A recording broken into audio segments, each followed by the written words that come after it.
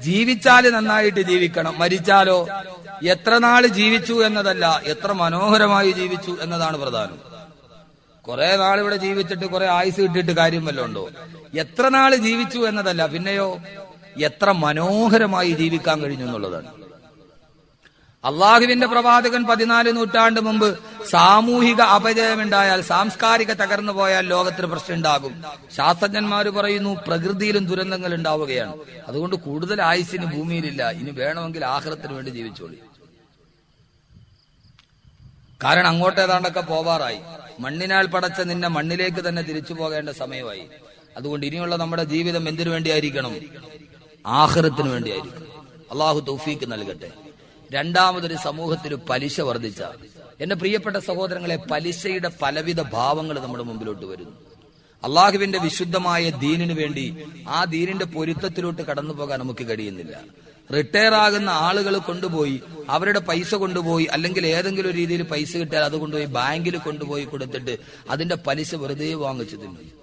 നിങ്ങൾ ഹലാലായ കച്ചവടത്തിൽ മുടക്കി അതിന്റെ ലാഭം വാങ്ങിക്കുകയും, ഹലാലായ കച്ചവടങ്ങളുണ്ടല്ലോ, അതിന്റെ ലാഭങ്ങൾ വാങ്ങിക്കുകയും കഴിക്കുകയും, പക്ഷെ വെറുതെ ശരീരമനങ്ങാതെ പലിശ വ്യാപകമാവുക. ഇത് രണ്ടുമുണ്ടായാൽ സല്ലല്ലാഹു അലൈഹിൽ മൗത്ത, അവിടുത്തെ മരണനിരക്ക് കൂടും. അവിടുത്തെ പള്ളിപ്പറമ്പിൽ പിന്നെ കബർ കുഴിക്കാനുള്ള സ്ഥലം തികയില്ല. അപ്പൊ അതിനെന്തുണ്ടാവണം? ഇതിനെക്കുറിച്ചൊരു ബോധവൽക്കരണം ഉണ്ടാകണം, സമൂഹത്തോട് പറഞ്ഞു കൊടുക്കണം. അത് ജമാഅത്തിന്റെ കമ്മിറ്റിയുടെയും ഇമാമിന്റെയും പൊതുജനങ്ങളുടെ ഒക്കെ ബാധ്യതയാണ്. ജമാഅത്ത് കമ്മിറ്റിയുടെ ബാധ്യത എന്ന് പറഞ്ഞാൽ ഹൗദിലെ വെള്ളം നോക്കൽ മാത്രമല്ലല്ലോ. ഏതായാലും ഒരു കാര്യത്തിന് എനിക്ക് നിങ്ങളോട് വലിയ താല്പര്യമുണ്ട്. ആ ജമാഅത്തിന്റെ കീഴിൽ ഒരു ഹിഫ്ദുൽ ഖുർആന്റെ കോളേജ് ഇവിടെ നടത്തും. അള്ളാഹു അതിനെ ഉയർച്ചയിലേക്ക് എത്തിക്കട്ടെ. ഈ പള്ളിയുടെ 3 സഫ് മുഴുവൻ ഹാഫിളീങ്ങൾ ഇരിക്കുന്ന ഒരു അവസ്ഥ അള്ളാഹു നൽകട്ടെ. ലോകപ്രശസ്ത സഞ്ചാര ആയ ഡോക്ടർ കമാൽ പാഷ, അദ്ദേഹത്തിന്റെ ഒരു സന്ദർശനത്തിനുണ്ടായ അനുഭവം പറയുന്നുണ്ട്. അദ്ദേഹം ലണ്ടനിൽ ഒരു പള്ളിയിൽ പോയി. ലണ്ടൻ രാവിലെ സുബഹി നമസ്കാരത്തിന് വേണ്ടി ബാങ്ക് വിളിച്ചപ്പോൾ ലണ്ടനിലെ ജുമാ മസ്ജിദിൽ പോയ ഡോക്ടർ കമാൽ പാഷ, നമ്മുടെ കേരളീയനാണ്, മലയാളിയാണ്. അദ്ദേഹം പോയി അവിടുത്തെ ആദ്യത്തെ സഫിൽ പോയിരുന്നു. മോദി സാഹിബ് വന്നിട്ട് ചോദിച്ചു, നിങ്ങൾ ഹാഫിളാണോ? ഖുർആൻ മനപ്പാടമാക്കിയ ഹാഫിളാണോ? അദ്ദേഹം പറഞ്ഞു, അല്ല, ഞാൻ ഹാഫിളല്ല, എന്നാൽ 4ാമത്തെ സഫിൽ പോയിരിക്കുക. അദ്ദേഹം അത്ഭുതത്തോടെ ചോദിച്ചു, ഇസ്ലാമിൽ അങ്ങനെ ഒരു നിയമമില്ലല്ലോ. നിയമമൊന്നും, പള്ളിയിലെ ആദ്യത്തെ 3 സഫിൽ നമസ്കരിക്കാൻ എല്ലാ 5 വക്കത്ത് ജമാഅത്ത് നമസ്കാരത്തിൽ ഇരിക്കുന്നത് ഹാഫിളീങ്ങളാ. നമ്മുടെ ഈ പള്ളിയിൽ ഏത് ജമാഅത്ത് നമസ്കാരത്തിനും ആദ്യത്തെ 3 സഫ് മുഴുവനും ഹാഫിളീങ്ങളാ നിൽക്കുന്നത്. അതുകൊണ്ട് നിങ്ങൾ ഹാഫിളല്ല, 4ാമത്തെ സഫിൽ പോയിരിക്കുക. കമാൽ പാഷ പറഞ്ഞു, ഖുർആൻ മനപ്പാടമാക്കാൻ കഴിയാതെ ഒരു ഹാഫിളാവാൻ കഴിയാത്തതിന്റെ ദുഃഖം ഏറ്റവും ഞാൻ അറിഞ്ഞത് അന്നായിരുന്നു. നിസ്കാരത്തിന്റെ സമയമായപ്പോൾ ആദ്യത്തെ 3 സഫ് മുഴുവനും ഹാഫിളീങ്ങൾ. എന്റെ പ്രിയപ്പെട്ട സഹോദരങ്ങൾ, അല്ലാഹു നമ്മളെ ഹാഫിളീങ്ങളാക്കട്ടെ. ജീവിതത്തിലെ ഏറ്റവും വലിയ ഭാഗ്യവത എന്നോട് ചോദിച്ചാൽ, നിങ്ങളുടെ ജീവിതത്തിലെ ഏറ്റവും വലിയ ഭാഗ്യവത എന്നോട് ചോദിച്ചാൽ ഞാൻ മറുപടി പറയും, അള്ളാഹുവിന്റെ ഖുർആൻ മുഴുവനും മനപ്പാടമാക്കാൻ കഴിഞ്ഞ. അതിനേക്കാൾ വലിയൊരു ഭാഗ്യം ജീവിതത്തിൽ കിട്ടാനില്ല. അള്ളാഹു നിലനിർത്തി തരട്ടെ. അതിന് നമ്മളെ സഹായിച്ച നമ്മുടെ ഉസ്താദന്മാർ, ആ വഴിയിലേക്ക് നമ്മെ പറഞ്ഞുവിട്ട നമ്മുടെ പ്രിയപ്പെട്ട ഉമ്മമാർ, അള്ളാഹു അവർക്കൊക്കെ സ്വർഗം നൽകി അനുഗ്രഹിക്കട്ടെ. അവരൊന്നും ഇല്ലായിരുന്നെങ്കിൽ നമ്മളൊന്നും ഇങ്ങനെ ഒരാൾ ഈ സദസ്സിൽ ഉണ്ടാകുമായിരുന്നില്ല. അള്ളാഹുവിന്റെ ഖുർആൻ മനപ്പാടമാക്കാൻ കിട്ടിയത്, ഞാൻ SSLC പരീക്ഷ കഴിഞ്ഞതിന്റെ പിറ്റേ ദിവസമാണ് ഹാഫിളാവാൻ പോകുന്നത്.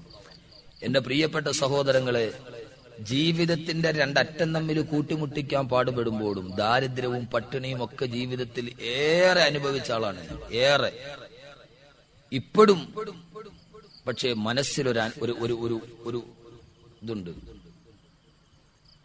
വേറെ ഒന്നിനും പോയില്ലെങ്കിലും അള്ളാഹുവിന്റെ ഖുർആൻ ഹാഫിളാവാൻ കഴിഞ്ഞു. ഇനിയും മരിക്കുന്നത് വരെ എനിക്കൊരൊറ്റ ആഗ്രഹമുള്ളൂ, പടച്ചവനെ ഈ ഖുർആൻ ലോകത്തിന്റെ മുമ്പിൽ പറഞ്ഞു കൊടുക്കണം. മരിക്കുമ്പോ അള്ളാഹുവിന്റെ ഖുർആൻ കയ്യിൽ പിടിച്ചത് ഓതിക്കൊണ്ടിരിക്കുമ്പോൾ മരിക്കണം, ഉസ്മാൻ റളിയല്ലാഹു അൻഹുവിനെ പോലെ. അള്ളാഹു തൗഫീക്ക് നൽകട്ടെ. കബീർ മുസ്ലിയാർക്ക് വേണ്ടി 2 ദിവസം വഅള് വന്നിട്ട് നിങ്ങൾ എന്തെനിക്ക് വേണ്ടി ദുആ ചെയ്യണമെന്ന് പറഞ്ഞാൽ ഞാൻ പറയും, ഖുർആൻ കയ്യിൽ പിടിച്ച് ഉസ്മാൻ റളിയല്ലാഹു അൻഹുവിനെ പോലെ അത് ഓതിക്കൊണ്ട് മരിക്കണം.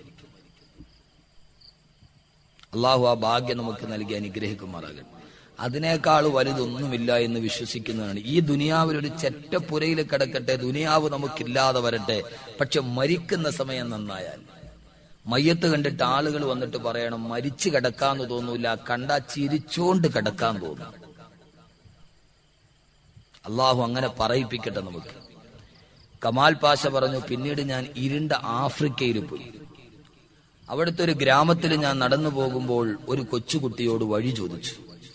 ആ കുട്ടി പറഞ്ഞ മറുപടി ഖുർആന്റെ ഒരായത്തായിരുന്നു. വഴി ചോദിച്ചപ്പോ ആ കുട്ടി മറുപടി പറഞ്ഞത് ഖുർആന്റെ ഒരായത്താ.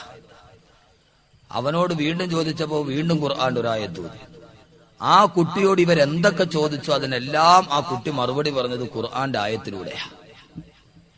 അത്ഭുതത്തോടെ കമാൽ പാഷ വെച്ചു, മോനെ നിനക്ക് ഖുർആനിൽ ഇത്ര പാണ്ഡിത്യമോ? അവൻ പറഞ്ഞു, ഞങ്ങളുടെ ഈ ഗ്രാമത്തിൽ ഞങ്ങൾ എല്ലാവരും പരസ്പരം സംസാരിക്കുന്നത് ഖുർആൻ കൊണ്ടാ. അദ്ദേഹം പറഞ്ഞു, ഞാൻ അത്ഭുത പരതന്ത്രനായി നിന്നുപോയി. ഞാൻ ആദ്യം പറഞ്ഞത് തുണിയുടുക്കാത്ത പെണ്ണിന്റെ നാടെന്ന് നമ്മൾ പറയുന്ന പരിഷ്കൃത ജനതയായ ലണ്ടൻ നഗരത്തിലെ ഒരു ജുമാ മസ്ജിദിന്റെ കഥ. രണ്ടാമത് ഞാൻ പറഞ്ഞത് പരിഷ്കാരം കടന്നിട്ടില്ലാത്ത, ഇന്നും മരത്തിന്റെ ഇല പറിച്ചിട്ട് നഗ്നത മറിക്കുന്ന ഇരുണ്ട ആഫ്രിക്കയിലെ ഒരു കുഗ്രാമത്തിലെ കഥ. എന്റെ പ്രിയപ്പെട്ട സഹോദരങ്ങളെ, നമ്മുടെ പള്ളിയുടെ ആദ്യത്തെ 3 സഫ് ഹാഫിളീങ്ങളെ കൊണ്ട് നിറയണം. അതിനല്ലാഹു ഹിഫ്ളുൽ ഖുർആൻ അല്ലാഹു തൗഫീഖ് ചെയ്യുമാറാകട്ടെ, അല്ലാഹു തൗഫീഖ് നൽകുമാറാകട്ടെ. അതുകൊണ്ട് അങ്ങനെയൊക്കെ നമ്മളിനി ചിന്തിച്ചിട്ടേ പറ്റൂ. നമ്മളെ മക്കളെ ആരാക്കിയിട്ട് കാര്യം എന്താ? ഹാഫിളീങ്ങളാകണം മക്കളെ. ഖുർആൻ മനഃപ്പാടമാക്കി ഒരു ഹാഫിളിന്റെ വാപ്പ, ഹാഫിളിന്റെ ഉമ്മ എന്ന് പറഞ്ഞാൽ അതിന് കിട്ടുന്നത് എന്താ? ഒരാൾ മരിച്ചാൽ അവനെ കൊണ്ടുപോയി ഖബറിലേക്ക് വെച്ചാൽ ആദ്യത്തെ 3 ദിവസം കഴിഞ്ഞ് തുറന്നു നോക്കിയാൽ അവന്റെ കണ്ണ് കാണൂല, അഴുകി താഴെ വീഴും. പക്ഷേ ഖുർആൻ മനഃപ്പാടമാക്കി ഒരു ഹാഫിളിന്റെ മയ്യത്ത് കൊണ്ടുപോയി ഖബറിലേക്ക് വെച്ചാൽ 40 വർഷം കഴിഞ്ഞ് തുറന്നു നോക്കിയാലും ആ ശരീരത്തിൽ പുഴു പോലും തൊടൂല, മണവാളനെ പോലെ അതിനകത്ത് കിടപ്പുണ്ടാവും. അതാണ് ഹാഫിള്, ഖുർആൻ മനഃപ്പാടമാക്കിയ ഹാഫിള്.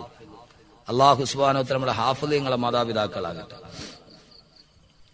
അതുകൊണ്ട് ഞാൻ പറഞ്ഞു വന്ന വിഷയം, അതുകൊണ്ട് ഞാൻ ഈ ജമാഅത്ത് കമ്മിറ്റി അതിന്റെ കീഴിൽ ഒരു ഹിഫ്ളുൽ കോളേജ്, ഹിഫ്ളുൽ ഖുർആന്റെ കോളേജ്, അൽഹംദുലില്ലാഹ് ഞാൻ ജോലി ചെയ്യുന്ന തിരുവനന്തപുരം സെൻട്രൽ ജുമാ മസ്ജിദിലും ഹിഫ്ളുൽ ഖുർആന്റെ ഖുർആൻ അക്കാദമിക്ക് കഴിഞ്ഞ റമളാനിൽ തറക്കല്ലിട്ടു. കഴിഞ്ഞ തിങ്കളാഴ്ച അതിന്റെ 2ാം നില വാർപ്പായിരുന്നു. കഴിഞ്ഞ റമളാനിൽ ഞാൻ 25-ാം രാവിലെ തറാവീഹ് നിസ്കാരം കഴിഞ്ഞിട്ടൊരു പ്രസംഗം നടത്തി. 10-20 മിനിറ്റ് പ്രസംഗിച്ചു, 40 ലക്ഷം രൂപ കിട്ടി. 4 സ്ത്രീകൾക്ക് 4 ക്ലാസ് നടത്തി റമളാൻ മാസത്തിൽ. 27-ാം രാവിലെ അവരോടും ചോദിച്ചു ഹിഫ്ളുൽ ഖുർആൻ വല്ലതും തരാൻ. അവർ റെഡി ക്യാഷായിട്ട് 5 ലക്ഷം രൂപയും ഏതാണ്ട് 20 പവന്റെ സ്വർണവും കിട്ടി. എല്ലാവരും തന്നു, ഇഷ്ടം പോലെ സഹോദരിമാർ. അല്ലാഹു ഒരു സ്വർഗം കൊടുക്കട്ടെ. ആവശ്യം പോലെ സഹോദരങ്ങൾ തന്നു. 2 നില പൂർത്തിയായി. ഇൻഷാ അല്ലാഹ് റമളാന് തൊട്ട് മുമ്പ് ഖുർആൻ ഹിഫ്ളുൽ ഖുർആന്റെ കോളേജ്, മുകളിൽ ഖുർആൻ റിസർച്ച് സെന്റർ, അതിന്റെ മുകളിൽ സാധാരണക്കാർക്ക് ഖുർആൻ പഠിക്കാനുള്ള ഖുർആൻ ലേണിംഗ് അക്കാദമി, ഇങ്ങനെ വിവിധ ഉദ്ദേശത്തോടുകൂടി നമ്മുടെ പള്ളിയുടെ കീഴിൽ ഇൻഷാ അല്ലാഹ് തുടങ്ങും. അപ്പൊ ഇവിടുത്തെ ജമാഅത്ത് കമ്മിറ്റി ഏതായാലും അക്കാര്യത്തിൽ മുമ്പോട്ടൊരു ചുവട് വെച്ചതിൽ വളരെ അഭിമാനാർഹമാണ്. ഇതിന്റെ ജമാഅത്തിന്റെ ഭാരവാഹികളെയും ഇമാമിയങ്ങളെയും ഞാൻ മുക്തകണ്ഠം പ്രശംസിക്കുന്നു. അള്ളാഹു ഇത് മുന്നോട്ട് കൊണ്ടുപോകാൻ തൗഫീഖ് നൽകട്ടെ. ഇത് നിർത്തിക്കളയരുത്. ഒരു ട്രെയിൻ സ്റ്റാർട്ട് ചെയ്യാൻ 30 ലിറ്റർ ഡീസൽ വേണം. സ്റ്റാർട്ട് ചെയ്താൽ പിന്നെ അങ്ങ് പൊക്കോളും, കുറച്ച് മതി. ഇത് ആദ്യം ഒന്ന് തള്ളി കിട്ടാൻ വലിയ പാടാണ്. അങ്ങ് പോകുന്നവർ അവസാനം വരെ എത്തണം. ജമാഅത്ത് കമ്മിറ്റിയുടെ ജോലി ഹൗദിലെ വെള്ളം നോക്കൽ മാത്രമല്ലല്ലോ. ഹൗദിലെ വെള്ളം നോക്കൽ മാത്രമാണ് ജമാഅത്ത് കമ്മിറ്റിയുടെ ജോലിക്ക്. അത് ഏത് വേലായുധനും കഴിയും. കാരണം മിക്കവാറും പള്ളിയുടെ ഹൗദ് മുഴുവനും പള്ളിക്ക് വെളിയില്ല. അതുകൊണ്ട് റോഡിൽ കൂടെ പോണവർക്ക് നോക്കാൻ പറ്റും. പക്ഷേ സമൂഹത്തിന്റെ സർവ്വ മേഖലകളിലേക്ക് നമ്മൾ ശ്രദ്ധിക്കേണ്ടതുണ്ട്. നമ്മുടെ മതപ്രഭാഷണത്തിന്റെ വേദിയും അങ്ങനെ ആവേണ്ടതുണ്ട്. എല്ലാ ആളുകളും. അതുകൊണ്ട് എന്റെ പ്രിയപ്പെട്ട സഹോദരങ്ങളെ, പ്രകൃതിയിൽ ദുരന്തങ്ങൾ ഉണ്ടാവാനുള്ള 2 കാരണങ്ങൾ ഏതാ? 2 കാരണങ്ങൾ ഏതാ? ഒന്ന് വ്യഭിചാരം, മറ്റൊന്ന് പലിശ. ഇതുമായി ബന്ധപ്പെട്ട് എന്തുമുണ്ടായാൽ, അതേത് കുടുംബത്തിലാകട്ടെ, ഏത് സ്ഥാപനത്തിലാകട്ടെ, ഏത് നാട്ടിലാകട്ടെ, അള്ളാഹു പറയുന്ന സമൂഹത്തെ ഞാൻ ഈ ലോകത്ത് നിന്ന് തുടച്ചു മാറ്റുമെന്ന്. എന്റെ പ്രിയപ്പെട്ട സഹോദരങ്ങളെ, അതിനേക്കാൾ വലുതായി ഈ എല്ലാ അനാചാരങ്ങളും നമ്മുടെ നാട്ടിലോട്ട് കടന്നു വരുമ്പോ, നമ്മുടെ വീട്ടിലോട്ട് കടന്നു വരുമ്പോ മാറി നിൽക്കണം. അതിൽ നിന്ന് മാറി നിൽക്കണം. ഒരു സുന്ദരനായ യുവാവ് വിശാലമായ മരുഭൂമിയിലൂടെ നടന്നു പോവുകയാണ്. അവന്റെ പുറകെ സുന്ദരിയായൊരു പെൺകുട്ടി പുറകെ കൂടി. അവൻ ആ പെണ്ണ് വിളിക്കാൻ തുടങ്ങി, ചെറുപ്പക്കാരായ എന്റെ വള്ളിക്കുടിലേക്കൊന്ന് വരുമോ, എന്റെ വീട്ടിലേക്കൊന്ന് വരുമോ, എന്റെ കിടപ്പറയൊന്ന് പങ്കിടുമോ? ആ അള്ളാനെ പേടിയുള്ള ചെറുപ്പക്കാരൻ തിരിഞ്ഞു നോക്കിയില്ല. അവസാനം ആ പ്രകോപനങ്ങൾക്കോ പ്രലോഭനങ്ങൾക്കോ തന്റെ തന്നെ വശംവദനാക്കാൻ കഴിയില്ലെന്ന് മനസ്സിലായപ്പോ ആ സമയത്ത് ആ പെൺകുട്ടി പറഞ്ഞു, ചെറുപ്പക്കാരാ, അൽ തുഹ്സിനു ശിഅറാ, എനിക്ക് വേണ്ടി നീ ഒരു പാട്ടുപാടുമോ? ആ സമയത്ത് ആ ചെറുപ്പക്കാരൻ തിരിഞ്ഞു നിന്നു. അയാള് പറഞ്ഞു, പെണ്ണേ, ഞാൻ നിനക്കൊരു പാട്ട് പാടിത്തരാം. അല്ലാത്തത് തഹീഫീമാലതൈനാ വലാ തബ്ഗിൽ ഫുജൂറ ഇലൽ മമാതി ഫഇന്നല്ലാഹ യുബ്സിറു ഫൗക അർശി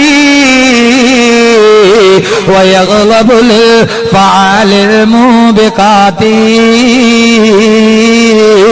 ആ ചെറുപ്പക്കാരൻ പറഞ്ഞു, പെണ്ണേ, നീ എന്നെ ഹറാമിലോട്ട് വിളിക്കുമ്പോ പാരാവാരം പോലെ പരന്നു കിടക്കുന്ന ചുട്ടുപടുത്ത മണലാരണ്യത്തിന്റെ നടുവില് ഈ പെണ്ണും ഈ ചെറുപ്പക്കാരനുമല്ലാതെ മൂന്നാമതൊരാളെ നമുക്ക് കാണാൻ കഴിയില്ല. മൂന്നാമതവിടെയുള്ളത് ഈത്തപ്പന മരങ്ങൾ മാത്രമാണ്. എന്നിട്ടും അയാൾ പറഞ്ഞു, പെണ്ണേ, ഏതൊരു ഹറാമിലേക്കാണോ നീ എന്നെ ക്ഷണിക്കുന്നത്, അതിലേക്ക് മരണം വരെ എന്നെ ക്ഷണിച്ചെടുക്കാൻ. വലാ തബ്ഗിൽ ഫുജൂറ ഇലൽ മമാതി, മരിക്കുന്നത് വരെ അല്ലാഹ് ഇഷ്ടപ്പെടാത്തൊരു കാര്യം ചെയ്യാൻ നിനക്കെന്നെ കിട്ടില്ല. എന്തുകൊണ്ടാണ് ഞാനത് ചെയ്യാത്തതെന്നറിയുമോ? എന്തുകൊണ്ടാണ് ഞാനത് ചെയ്യാത്തതെന്നറിയുമോ? ഫഇന്നല്ലാഹ യുബ്സിറു ഫൗക അർശി വയഗ്ളബുൽ ഫഅലിൽ മുബിഖാതി. ഫഇന്നല്ലാഹ, എന്നെയും നിന്നെയും സൃഷ്ടിച്ച അല്ലാഹ്, യുബ്സിറു ഫൗക അർശി, അവൻ അർശിന്റെ മുകളിൽ നിന്ന് നമ്മളെ നോക്കുകയല്ലേ, അവൻ നമ്മളെ കാണുകയല്ലേ. വയഗ്ളബുൽ ഫഅലിൽ മുബിഖാതി, വൻപാപം ചെയ്യുന്നവരോടവൻ വല്ലാതെ കോപിക്കുകയില്ലേ. അതുകൊണ്ട് ഞാനില്ലെന്ന് പറഞ്ഞു മാറി നിന്ന യുവാവിനെ പോലെ എന്റെ സഹോദരങ്ങളെ, വൻപാപങ്ങൾ വ്യാപകമാകുമ്പോ ഈ സമൂഹത്തെ മുഴുവനും അല്ലാഹു തകർത്തെറിയുമ്പോ ആ സമയത്ത് നിങ്ങളൊക്കെ ചിന്തിക്കുന്നുണ്ടാവും, എന്തേ റബ്ബ് നമ്മളെ അങ്ങനെ അദാബിൽ പെടുത്തുന്നില്ല, എന്തേ അല്ലാഹു നമ്മളെ പരീക്ഷിക്കുന്നില്ല? എന്റെ പ്രിയപ്പെട്ട സഹോദരങ്ങളെ, നിങ്ങൾ കേട്ടുകൊള്ളുക, അല്ലാഹു സമൂദ് ഗോത്രത്തെ തകർത്തിട്ടുണ്ട്, അല്ലാഹു ആദ് ഗോത്രത്തെ തകർത്തിട്ടുണ്ട്, ശുഐബ് നബി അലൈഹിസ്സലാത്തു വസ്സലാമിന്റെ സമൂഹത്തെ അല്ലാഹു തകർത്തിട്ടുണ്ട്. എന്നിട്ടും റബ്ബ് നമ്മളെ പരീക്ഷിക്കാം.